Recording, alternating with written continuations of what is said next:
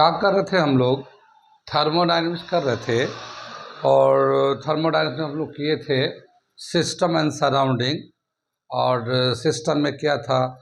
Open system, close system, isolated system उन्होंने किया था। और सिस्टम से जो प्रॉपर्टीज था कि किसी में मास चेंज हो सकता है, किसी में हीट चेंज हो सकता है, किसी में दोनों चेंज हो सकता है, किसी में दोनों में से कुछ भी चेंज नहीं होता।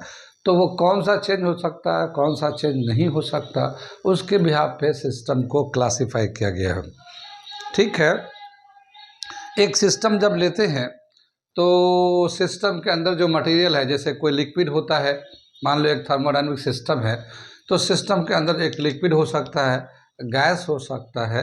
आमतौर पे लिक्विड एंड गैस का ही लेते हैं, और स्पेशली थर्मोडायनेमिक तो गैस का ही लेते हैं। ठीक है। तो सॉलिड तो नहीं लेंगे, क्योंकि सॉलिड में थोड़ा सा हीट करने से कोई ज़्यादा इफेक्ट आता नहीं। तो एक सिस्टम जो होता है उसके जो प्रॉपर्टीज़ होती है, तो सिस्टम का जो प्रॉपर्टीज़ है उसके क्वांटिटी के बेस पे कौन कौन सी प्रॉपर्टीज़ है जो उस सिस्टम से अटैच होता है। Properties associate with quantity of material inside the system, तो उसको हम बोलते हैं प्रॉपर्टीज़ ऑफ द सिस्टम। तो अगला हम लोग टॉपिक करने जा रहे हैं properties of the system. properties of the system based on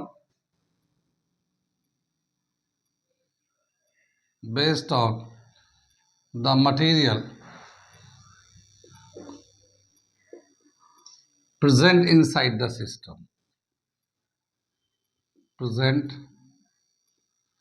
inside the system।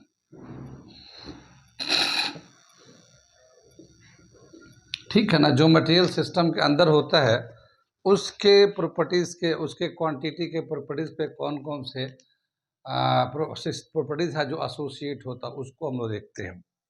ठीक है।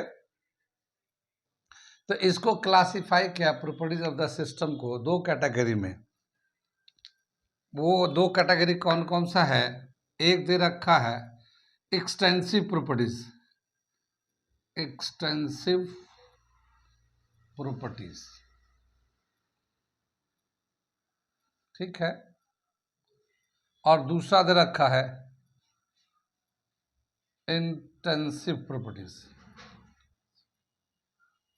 Intensive properties. ये दो प्रॉपर्टीज हैं, ये जो मटेरियल पे डिपेंड करते हैं। ठीक है। The properties which depends upon the quantity of the material, यानी किसी सिस्टम के अंदर कितना मटेरियल है, थोड़ा है, ज़्यादा है, मॉडरेट है, तो उस मटेरियल के बिहाफ पे या उस मटेरियल पे जो जो प्रॉपर्टीज डिपेंड करता है उसको हम लोग कहते हैं एक्सटेंसिव प्रॉपर्टीज। जैसे प्रॉपर्टीज में दे रखा है एग्जाम्पल में, जैसे एग्जाम्पल दे रखा है इसका मास। मास जो है, अगर थोड़ा होगा तो उसका मास कम होगा, ज़्यादा होगा तो उसका मास ज़्यादा होगा। तो मास है, वॉल्यूम है। एग्जाम्पल में दे रखा है मास है, वॉल्यूम है, इंटरनल एनर्जी है, इंटरनल एनर्जी,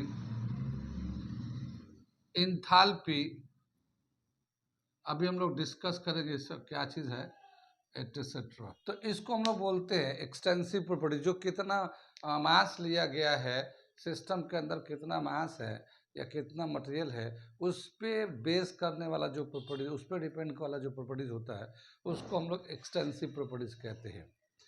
और वो प्रॉपर्टीज जो उसके मास पे डिपेंड नहीं करता, वो थोड़ा हो तब भी वो प्रॉपर्टीज रहेगा, ज़्यादा हो तब भी वही प्रॉपर्टीज रहेगा, तो वो जो मास पे डिपेंड नहीं करता उसको हम बोलते हैं intensive properties.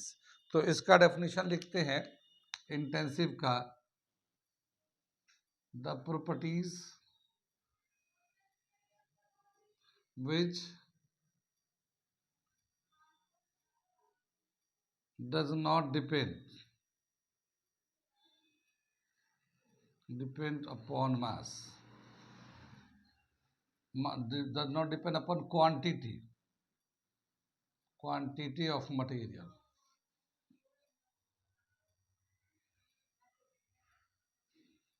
is called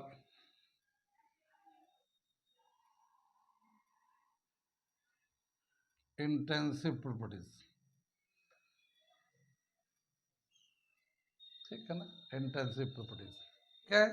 the properties which does not depend upon quantity of material present in the system is called intensive properties. यानी मटेरियल थोड़ा हो ज़्यादा हो तो जो प्रॉपर्टी उसका है वही रहेगा, वो चेंज नहीं होता, क्वांटिटी पर डिपेंड नहीं करता है. जैसे क्या बताया, टेम्परेचर. एग्जाम्पल दे रखा है यहाँ पे, एग्जाम्पल दे रखा है टेम्परेचर. ठीक है ना, टेम्परेचर है, प्रेशर. ठीक है ना, जो टेम्परेचर होता है मटेरियल चाहे कम हो चाहे ज़्यादा हो, टेम्परेचर उतना ही रहेगा.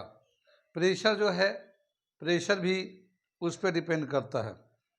ठीक है, इसी तरह से दे रखा है इसमें रिफ्रैक्टिव इंडेक्स.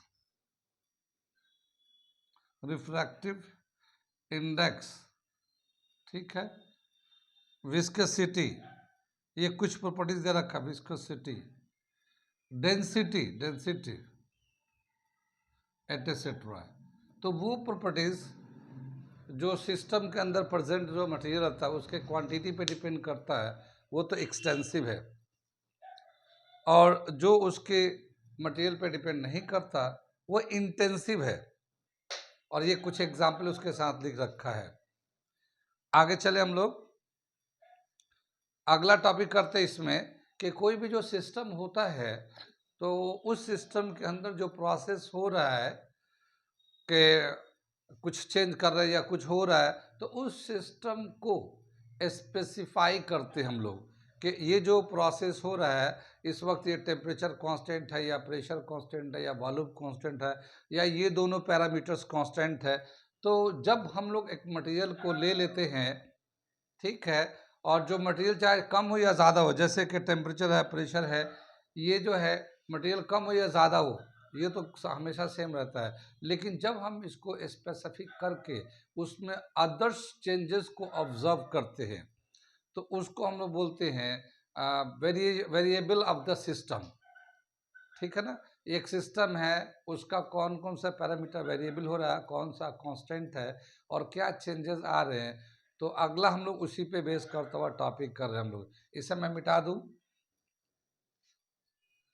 अगला जो टॉपिक दे रखा वो दे रखा स्टेट फंक्शन.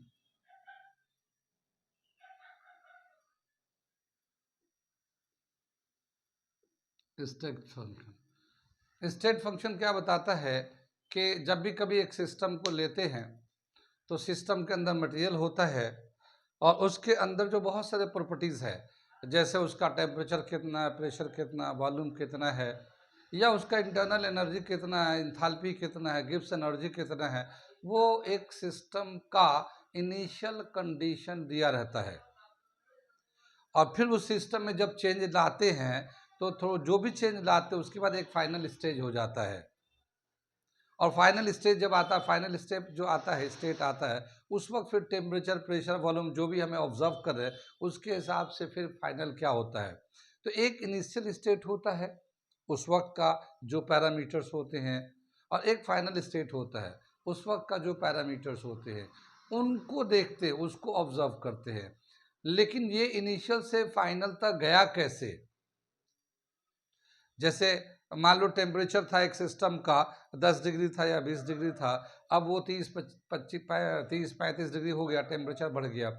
तो टेम्परेचर बढ़ा, हमने सिर्फ ये ऑब्जर्व किया कि टेम्परेचर बढ़ा है, मगर टेम्परेचर कैसे बढ़ा है वो हम उसको नहीं स्टडी करते.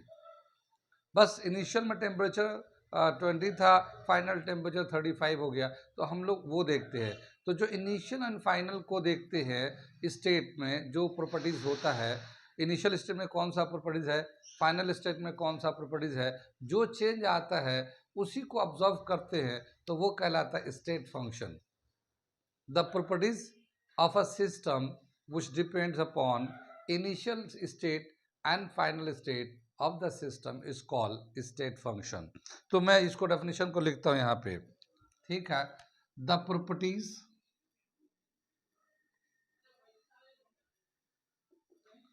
Of a system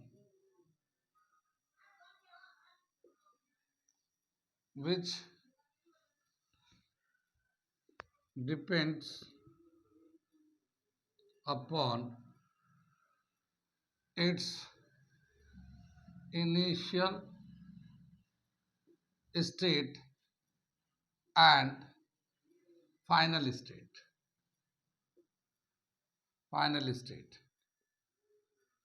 is called state function।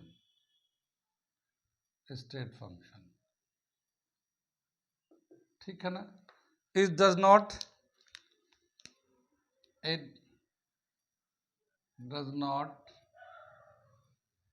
consider the cause of change। ठीक है ना, the cause of changes। ठीक है। फॉर एग्जाम्पल इंटरनल एनर्जी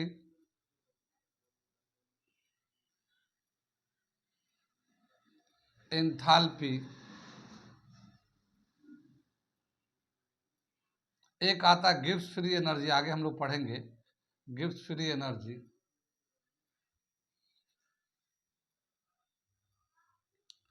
ठीक है। टेम्परेचर भी है, प्रेशर भी है।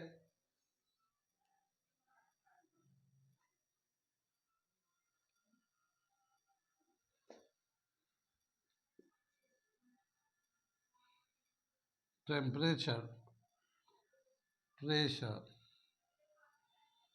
Volume, etc. क्या मतलब समझ में आइए कि एक सिस्टम जो होता है, जाहिर हम लोग इस थर्मोडायनामिक्स में कौन सा पार्ट ज़्यादा इम्पोर्टेंट है, सिस्टम हमारा ज़्यादा इम्पोर्टेंट है, क्योंकि सराउंडिंग तो सिस्टम को छोड़कर जो भी पार्ट होता है वो सराउंडिंग होता है, और उससे हमें कोई लेना देना नहीं है, क्योंकि सिस्टम को हमने डिफाइन किया है कि the part of the universe which is under observation is called system. तो वो यूनिवर्स का वो पार्ट जो हमारे ऑब्जर्वेशन में है, तो उसी को हम लोग सिस्टम बोलते हैं। तो उस सिस्टम में क्या क्या चीज़ चेंजेस हो रहे हैं, कैसे कैसे चेंज हो रहे हैं, तो हमारे लिए सिस्टम ही सबसे इम्पॉर्टेंट पार्ट है थर्मोडायनेमिक्स में। ठीक है ना। सराउंडिंग से कोई मतलब नहीं है, सराउंडिंग एक पैरामीटर होगा आगे चल के, लेकिन सिस्टम मेन है कि सिस्टम में क्या चेंज आ रहा है। तो यहाँ पे क्या बताया कि एक सिस्टम है जो उसका इनिशियल स्टेट क्या था, तो उसका टेम्परेचर, प्रेशर, वॉल्यूम जो भी था उसको डिफाइन किया गया था इनिशियल स्टेट में। फिर थोड़े से कुछ प्रोसेस हुआ, जो भी प्रोसेस हुआ उसके बाद उसका एक फाइनल स्टेट आ गया, और फाइनल स्टेट में temperature, pressure, volume, internal energy, Gibbs energy जो भी है, क्या क्या चेंजेस आए हैं। ठीक है।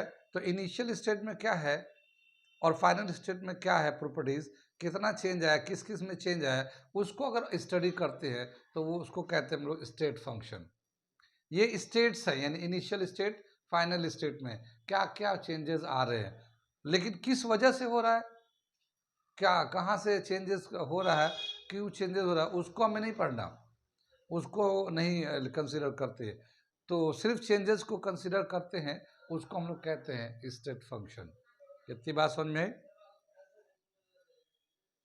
ठीक है। कोई भी सिस्टम होता है तो सिस्टम को अगर उसके प्रॉपर्टीज को स्टडी करना चाहते हैं, तो उसमें जो है, जो मेन पैरामीटर है जो पहले हम लोग ऑब्जर्व करते हैं थर्मोडायनामिक्स के हिसाब से, हीट है। ये इनिशियल हीट कितना था, फाइनल हीट कितना हो गया। ठीक है। कितनी बात समझ में? इनिशियल हीट कितना था, फाइनल हीट कितना हो गया, एक तो ये है। लेकिन सिस्टम का टेम्परेचर कितना है, प्रेशर कितना है, वॉल्यूम कितना है, ये भी हम लोग साथ साथ चेक करते रहते हैं। तो वो जो प्रॉपर्टीज़ जो टेम्परेचर के साथ होता है, प्रेशर के साथ अटैच होता है, या वॉल्यूम के साथ अटैच होता है, उसका कुछ स्पेसिफिक नाम दिया गया है। तो अब उस हम टर्म्स को देखने जा रहे हैं कि क्या कहते हैं हम लोग उसको, जो सिस्टम के साथ कुछ स्पेसिफिक टर्म्स लगे हैं, इसे मिटा देते हैं हम लोग। ठीक है। यहाँ पे दे रखा है ये यहाँ पे थर्मोडायनेमिक प्रोसेस का हेडिंग दे रखा हम लोगों ने। क्या बताया कि जब भी कभी हम एक सिस्टम को स्पेसिफाई करते हैं तो उसके लिए क्या चीज़ हमें कांस्टेंट रखा उसको, उस प्रोसेस को हम लोग बोलते हैं थर्मोडायनेमिक प्रोसेस। ये मैं पहले एक फिगर बना देता हूँ। ये एक हमारा सिस्टम है और इस सिस्टम में हमने बताया क्या कि थर्मोडायनेमिक्स में ज़्यादातर टाइम में जो है ना गैसेस के बारे में स्टडी करें। गैस में जो फिनोमेना चेंजेस आएंगे वो इसके सिस्टम के अंदर गैस लेते हैं, कभी कभी लिक्विड भी लेते हैं, तो स्पेशली गैस लेते हैं। तो मान लो ये जो गैस है एक इसके अंदर है, ये गैस है, ठीक है, या लिक्विड भी ले सकते हैं, लिक्विड भी होता है। तो ये गैसेस है। चलिए, तो इसका जो अभी टेम्परेचर है, प्रेशर है, ठीक है ना, और वॉल्यूम है, या फिर इसका इंटरनल एनर्जी है, इंटरनल एनर्जी आई से दिखाते हैं, ये जो भी है ये अपना एक सिस्टम का ये सब है, ठीक है। और इसका अपना एक टेम्परेचर होगा, प्रेशर होगा, वॉल्यूम होगा, इंटरनल एनर्जी होगा, ठीक। अगर हम इस सिस्टम में एक चेंजेस ला रहे हैं, लेकिन जो भी चेंजेस आ रहे हैं उस वक्त होल प्रोसेस के पीरियड में टेम्परेचर चेंज नहीं होना चाहिए, टेम्परेचर चेंज नहीं होना चाहिए, टेम्परेचर उतना ही रहना चाहिए। बाकी प्रेशर में, वॉल्यूम में और कुछ में चेंज हो रहा है वो ठीक है, लेकिन टेम्परेचर चेंज नहीं होना चाहिए। तो ऐसे प्रोसेस को हम लोग बोलते हैं आइसोथर्मल प्रोसेस, ठीक है, आइसोथर्मल प्रोसेस, ठीक है ना। अ process in which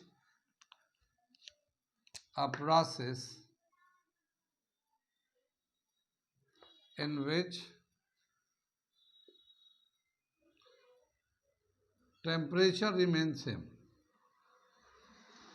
temperature remains same in initial and final state. क्या समझ में आया कि एक सिस्टम में जो भी प्रोसेस हो रहा है, इनिशियली जितना टेम्परेचर था फाइनल में भी उतना ही, लास्ट में वही रहता है। बाकी जो दूसरे पैरामीटर वो चेंज हो रहा है, कोई बात नहीं। अगर ऐसा कोई प्रोसेस हो रहा है तो उसको हम बोलते हैं आइसोथर्मल प्रोसेस। टेम्परेचर में चेंज नहीं आता है, तो यहाँ पे चेंज इन टेम्परेचर दिखाते हैं, delta T change in temperature 0 होता है आइसोथर्मल प्रोसेस में, क्योंकि इनका टेम्परेचर जितना शुरू में था उतना ही आखिर में भी है, तो टेम्परेचर में कोई चेंज नहीं आता। तो ऐसे सिस्टम में जहाँ पे temperature through out the process same रहता है तो उसको हम लोग आइसोथर्मल बोलते हैं। ऐसे चले आगे, नेक्स्ट अगला दे रखा है ये isobaric process. Isobaric process, iso का मतलब होता है बराबर, ठीक है ना। आइसो का मतलब equal, equal and the temperature of the system and temperature of the surrounding remain same। Equal का आइसो, जैसे आइसोथर्मल प्रोसेस, तो हम लोग टेम्परेचर सेम रहेगा, तो किसका सेम रहेगा? जितना सिस्टम का टेम्परेचर होगा उतना ही सराउंडिंग का टेम्परेचर होगा, या जितना सराउंडिंग का टेम्परेचर होगा वही सिस्टम का टेम्परेचर होगा, या अपना जितना भी टेम्परेचर है। आमतौर पे हम लोग कहते हैं कि थ्रू आउट द प्रोसेस, कोई भी प्रोसेस होता है एक टेम्परेचर मेंटेन कर देते हैं और वो टेम्परेचर उतना ही रहता है, उसको आइसोथर्मल प्रोसेस करते हैं। लेकिन इन जनरल अगर हम लोग समझते हैं तो सिस्टम का सराउंडिंग का टेम्परेचर कांस्टेंट करके चलते हैं हम लोग, ठीक है। आइसोबैरिक का मतलब, बैरिक मतलब प्रेशर, तो प्रेशर जो है ना सेम रहता है, प्रेशर जो है सेम रहता है। क्या बोल देंगे? A process in which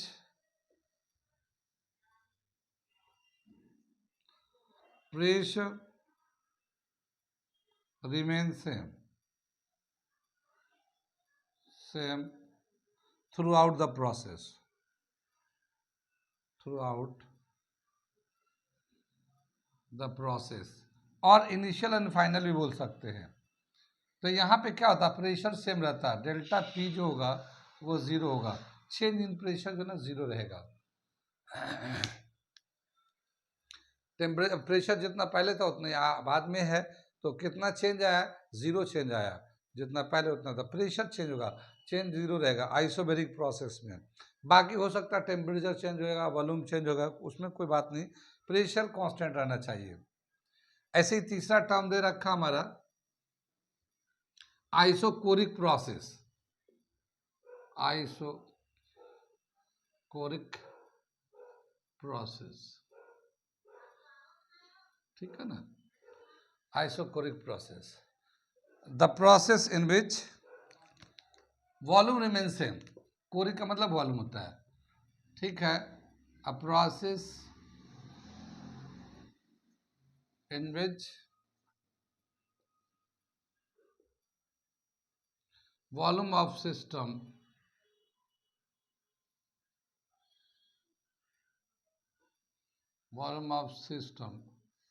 remain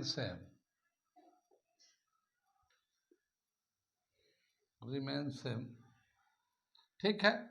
इसका वॉल्यूम नहीं चेंज होगा, जितना पहले वॉल्यूम था प्रोसेस के एंड पे भी वॉल्यूम उसका उतना ही रहेगा, तो चेंज इन वॉल्यूम जो है ना जीरो आता है, ठीक है, वॉल्यूम का चेंज जीरो आएगा। ऐसे इधर रखा एक होता है adiabatic process, adiabatic process, adiabatic process, ठीक है।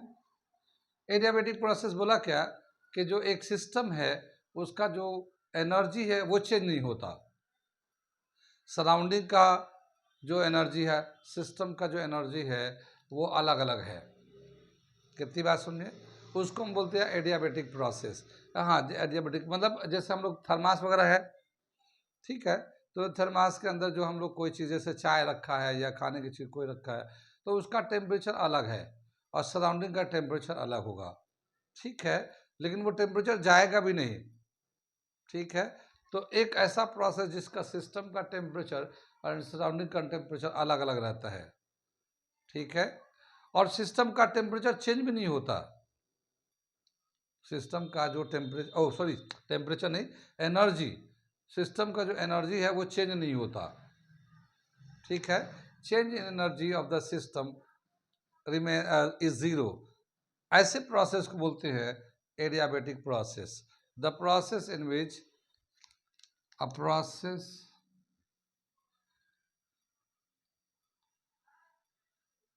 in which no exchange of energy, no exchange of energy of the system and surrounding of the system and surrounding occurs, ठीक है ना। डेल्टा क्यू, एनर्जी को हम लोग क्यू से दिखाते हैं, तो डेल्टा क्यू जो है ना जीरो होता है, एनर्जी को क्यू से दिखाते हैं हम लोग थर्मोडायनेमिक्स में। हाँ, तो इसका जो है चेंज इन एनर्जी जो है ना, इंटरनल एनर्जी ज़ीरो रहता है, जितना पहले था उतना ही बाद में रहेगा। बाकी जो दूसरी चीज़ें हैं वो चेंज हो सकते हैं, प्रेशर चेंज हो सकता है, टेम्परेचर चेंज हो सकता है, लेकिन जो एनर्जी है वो उतना ही रहेगा, सिस्टम से बाहर नहीं जा सकता, सिस्टम के अंदर भी नहीं आ सकता। इसको हम बोलते हैं एडियाबेटिक प्रोसेस। आगे चलते हैं, अब क्या बताएं इसके बाद, आगे इसको एक ग्राफ से रिप्रेजेंट करते हैं हम लोग। तो ये जितने भी प्रोसेस थे उसको बता रहे हैं अभी।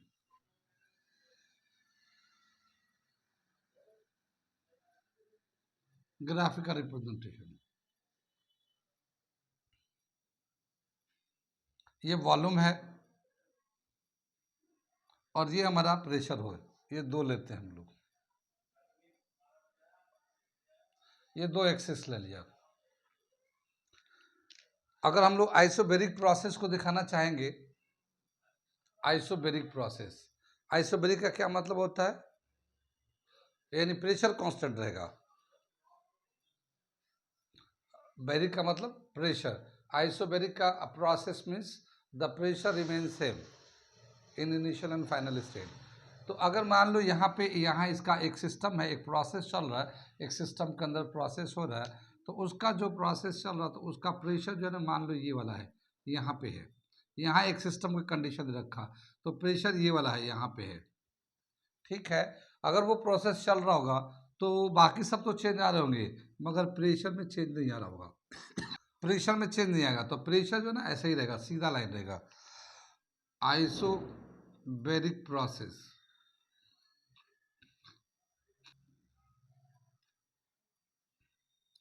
आइसोबैरिक प्रोसेस में क्या होता है, ये प्रेशर वॉल्यूम में हम लोगों ने ये ग्राफ बना रहे हैं, तो ये बैरिक प्रोसेस होगा, तो ये इस तरह से लाइन रहेगा, प्रेशर कांस्टेंट रहेगा।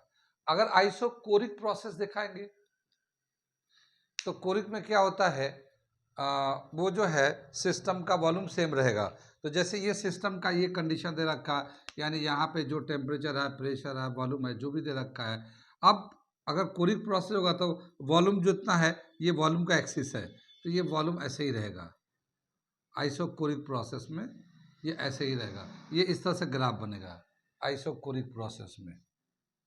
आइसो ये आइसोकोरिक प्रोसेस है।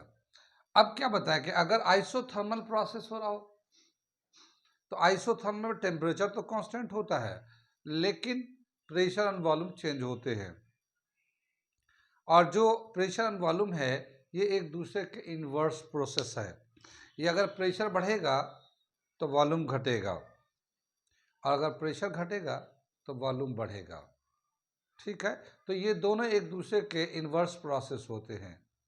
ठीक है, तो क्या दे रखा है इसका, हाँ उसका अगर आइसोथर्मल प्रोसेस होगा तो ये इसको ग्राफ से हम ऐसे दिखाते हैं, आइसोथर्मल प्रोसेस। आइसोथर्मल प्रोसेस कितनी बात सुन में, यानी कि इसमें वॉल्यूम में भी चेंज आ रहा है, प्रेशर में भी चेंज आ रहा है, मगर इसका जो ग्राफ है वो बहुत ही स्लो प्रोसेस होता है। आइसोथर्मल प्रोसेस जो है ना एक स्लो प्रोसेस होता है, वो बहुत फास्ट नहीं होता, जल्दी जल्दी चेंज नहीं कर सकता।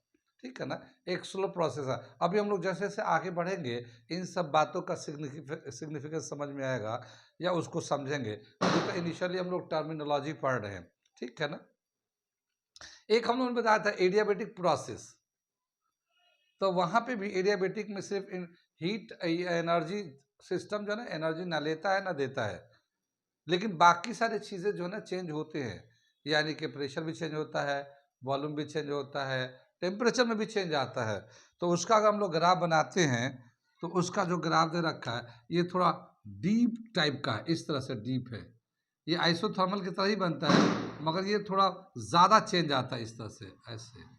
ठीक है, तो ये ज़्यादा चेंज आता है, इसको हम लोग कहते हैं एडियाबेटिक प्रोसेस। कितनी बात समझ में? तो ये जो है ये कुछ बेसिक जो प्रोसेस होते हैं उनको अगर ग्राफ से अगर हम लोग दिखाते हैं तो इस तरह से ग्राफिकल रिप्रेजेंटेशन होता है। आइसोबैरिक को पैरेलल टू वॉल्यूम दिखाते हैं, आइसोकोरिक को पैरेलल टू प्रेशर दिखाते हैं, आइसोथर्मल आइसो एडियाबेटिक दोनों सेम तरह के हैं, मगर एडियाबेटिक में ज़्यादा चेंज इन एनर्जी आता है, चेंज इन इंटरनल नहीं होता है, ज़्यादा वॉल्यूम एंड प्रेशर में चेंज आता है। ठीक है ना, वॉल्यूम एंड प्रेशर में टेम्परेचर में ज़्यादा चेंज आता है। ये समझ में आ गया। ये आगे चलते हम लोग, यहाँ चलते, ये तो ग्राफिकल हो गया। आगे चलते हम लोग, दो प्रोसेस और दे रखा है, एक है रिवर्सिबल प्रोसेस और एक होता है इरिवर्सिबल प्रोसेस। ठीक है, आगे चले हम लोग, इसे मिटा दे, नोट कर लिया आप।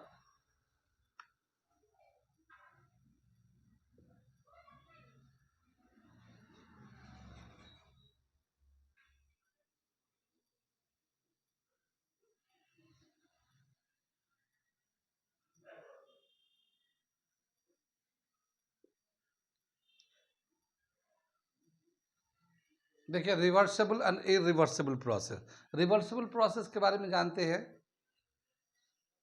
रिवर्सिबल प्रोसेस कुछ, हाँ, एक केमिस्ट्री में जब रिएक्शन होते हैं तो केमिकल रिएक्शन में तो ऐसा बहुत कम दिखने को मिलता है कि एलिमेंट रिएक्ट करके प्रोडक्ट बनाते हैं केमिकल रिएक्शन में, और प्रोडक्ट से फिर रिएक्टेंट बनाया जाए, ऐसा बहुत कम मिलता है। लेकिन फिजिकल जो चेंज होते हैं या फिजिकल जो प्रोसेस होता है उसमें रिवर्सिबल प्रोसेस बहुत होते हैं। जैसे मान लो हमारा वाटर है, तो वाटर तो लिक्विड स्टेट में है। अगर हम लोग इसको हीट कर दें तो ये वेपर में चला जाएगा, गैस बन जाएगा, ठीक है। लेकिन गैस को दोबारा से ठंडा कर देंगे तो फिर लिक्विड में आ जाएगा, ये वापस आ जाएगा। यानी लिक्विड से गैस में जाएगा और फिर गैस को ठंडा करेंगे तो वापस लिक्विड में आ जाएगा। और ज़्यादा लिक्विड को अगर और ज़्यादा ठंडा करेंगे तो सॉलिड में चला जाएगा, जैसे आइस बन जाता हमारा, पानी से वाटर से आइस बन जाता, फिर आइस को दोबारा से मेल्ट करेंगे तो फिर लिक्विड बन जाता है। तो क्या देखा गया है कि जो रिवर्सिबल प्रोसेस है, ज़्यादातर फिजिकल प्रोसेस में रिवर्सिबल प्रोसेस होते हैं। कुछ केमिकल प्रोसेस भी है, बहुत बट लेकिन बहुत ही रेयर है, बहुत ही कम है। रेयर का मतलब बहुत ही कम है, ज़्यादा नहीं है, क्योंकि आमतौर पे क्या देखा गया है कि जो रिएक्टेंट रिएक्ट करके प्रोडक्ट बनाते हैं तो उनका नेचर बदल जाता है आमतौर पे। फिर प्रोडक्ट से वापस रिएक्टेंट लाना आसान नहीं होता है। जैसे केमिकल उसको हम लोग, जिसको हम लोग केमिकल रिएक्शन बोलते हैं। जैसे एक एग्जांपल हम लेते हैं, जैसे कि एक paper, burning of paper. Paper को अगर हम लोग जला दें तो पेपर पेपर होता है, जलने के बाद राख हो जाएगा, वो राख से दोबारा पेपर बनाएंगे तो ऐसा मुश्किल है, ठीक है, मुश्किल है। तो क्या देखा गया है, ये एक केमिकल प्रोसेस है, burning of paper is a chemical process. Burning of paper, coal, petrol, diesel, woods, ठीक है ना। कोयला जलाओ, लकड़ी जलाओ, तेल जलाओ, पेपर जलाओ, कागज जलाओ, कुछ भी जलाओ, ये सब केमिकल प्रोसेस है। और इनमें जो है ना रिएक्टेंट रिएक्ट करके जब प्रोडक्ट बना देते हैं तो प्रोडक्ट से वापस रिएक्टेंट बनाना मुश्किल है, बहुत ही मुश्किल है, इम्पॉसिबल है, ठीक है। अभी तक तो कोई ऐसा प्रोसेस नहीं है। लेकिन हाँ, फिजिकल प्रोसेस में जिसमें स्टेट चेंज होती है, सॉलिड से लिक्विड, लिक्विड से गैस, फिर गैस से वापस लिक्विड, लिक्विड से फिर सॉलिड, तो ये स्टेट चेंज होता है। तो जितने भी और ज़्यादातर जो स्टेट चेंज या फिजिकल प्रोसेस होते हैं वो रिवर्सिबल प्रोसेस होते हैं, ठीक है।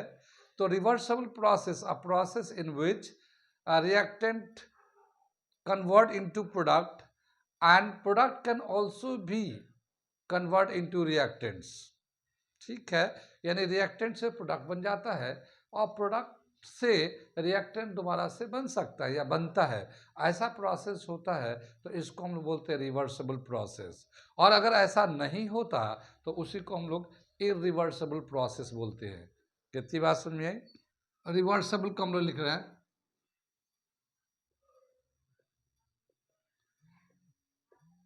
ठीक है, a process in which reactants react and gives product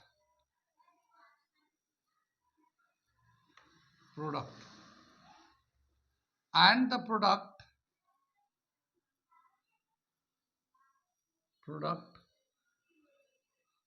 can also give reactants,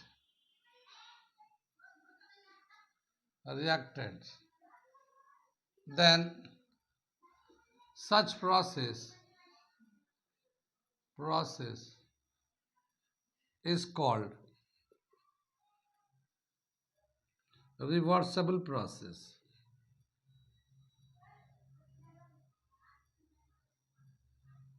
ठीक है ना। इस तरह के प्रोसेस को हम लोग रिवर्सिबल प्रोसेस बोलते हैं हम लोग, ठीक है। रिवर्सिबल प्रोसेस जो है ना, एक चैप्टर है इक्विलिब्रियम, एक चैप्टर इक्विलिब्रियम, उसमें रिवर्सिबल प्रोसेस का बहुत ही सिग्निफिकेंट है, यानी वो चैप्टर ही रिवर्सिबल प्रोसेस पे है।